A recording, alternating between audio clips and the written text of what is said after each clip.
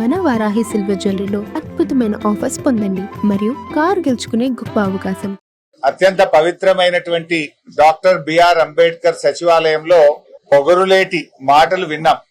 నిజాలు దాచి అబద్ధాలు మాత్రమే మాట్లాడాడు ఆ పొగరులేటి మంత్రి. నిన్న ఆయన ఫ్రస్ట్రేషన్ చూస్తా ఉంటే, ఆయన బూతులు మాట్లాడే విధానం చూస్తా ఉంటే ఎంత డిఫెన్స్ లో పడ్డాడో స్పష్టంగా రాష్ట్ర ప్రజలకు అర్థమైంది. సరకు లేనప్పుడు, సమాధానం లేనప్పుడు తిట్లకు ఎత్తుకుంటారు. నిన్న ఆయన చెప్పిన కథలు, ఆయన మాట్లాడినటువంటి భాష, ఆయన బాడీ లాంగ్వేజ్, ఆయన ఎంత డిఫెన్స్ లో పడ్డాడో రాష్ట్ర ప్రజలందరూ కూడా గమనించారు. సమాధానం లేదు గనుకనే నువ్వు తిట్ల రాగాన్ని అందుకున్నావు. ఇలా ఈ పొగరులేటి ఒక రాష్ట్ర మంత్రిగా కాకుండా రాఘవ కన్స్ట్రక్షన్ అధినేతగా మాట్లాడినట్టుగా ఆయన మాటలు ఉన్నాయి. ఎంతసేపు సంస్థను కాపాడుకోవాలి, కొడుకును కాపాడుకోవాలి, గొంతు జించుకోనో, తిట్లదండం అందుకోనో, పిట్టకథలు చెప్పో దాని నుంచి బయటపడాలనే ప్రయత్నం తాపత్రయపడ్డట్టుగా స్పష్టంగా కనబడ్డది. ఆయన ఎంత ఆయాసపడ్డాడో మనం చూసాం. చాలా ఆయాసపడ్డాడు. అంటే నేనొక్కడే అవినీతి పరుణ్ణి కాదు, నా సహచర మంత్రులందరూ కూడా అవినీతి పరులే అని పాపం వాళ్ళందరినీ కూడా తన కంటిన బురద వాళ్ళందరికీ అంటించే ప్రయత్నం చేశాడు. జూపల్లి కృష్ణారావు గారి కుంభకోణాన్ని ఆయనే బయట పెట్టాడు. ముఖ్యమంత్రి కుటుంబ సభ్యుల టెండర్ల కుంభకోణాన్ని ఆయనే బయట పెట్టుకున్నాడు.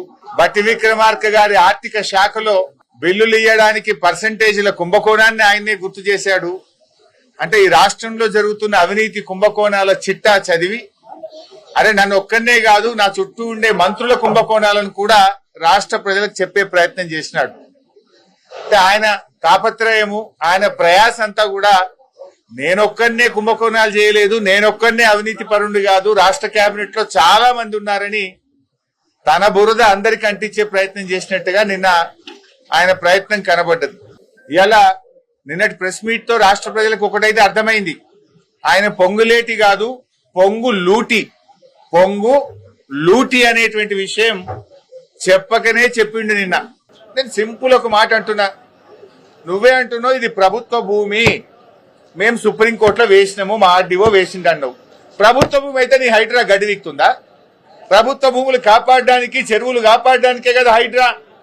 వెళ్ళండి, నేను మంత్రి గారిని కోరుతున్నా, నిజాయితీ ఉంటే, చిత్తశుద్ధి ఉంటే తక్షణమే ఆ కాంపౌండ్ వాళ్ళు తొలగించండి, బౌన్సర్లను, ఆ ఆక్రమణదారులపై క్రిమినల్ కేసులు పెట్టండి, అరెస్ట్ చేయండి, ఆ భూమిని ప్రభుత్వం స్వాధీనం చేసుకోండి, ఆ భూమిలో సాగు చేసుకున్న రైతులకు ఎంట్రీ ఇవ్వండి. 2.5 ఏళ్లుగా రెవెన్యూ మంత్రిగా మరి నువ్వేం చేస్తున్నావు? ప్రభుత్వ భూమి అని నిన్న చెప్పినావు కదా. If it is government land, why government is not taking action? As per the land ceiling act, RDO is the custodian of the sealing lands. Then what is that RDO is doing? What is that Hydra is doing? పేదోళ్ళ ఇండ్ల మీదకి శనివారం ఆదివారం పై రాత్రికి రాత్రే కూలుస్తారు. High court స్టేలున్నా కూల్చే Hydraa ఇక్కడ a stay లేదు. In fact high court order ఉంది, ఇది గవర్నమెంట్ ల్యాండ్, ఇది సీలింగ్ ల్యాండ్ అని హైకోర్టు ఆర్డర్ ఉన్నా కూడా హైడ్రా ఎందుకు కళ్ళు మూసుకున్నది? హైడ్రా ఎందుకు యాక్షన్ తీసుకోవడం లేదు? దీనికి సమాధానం ఎందుకో చెప్పడు మంత్రి గారు.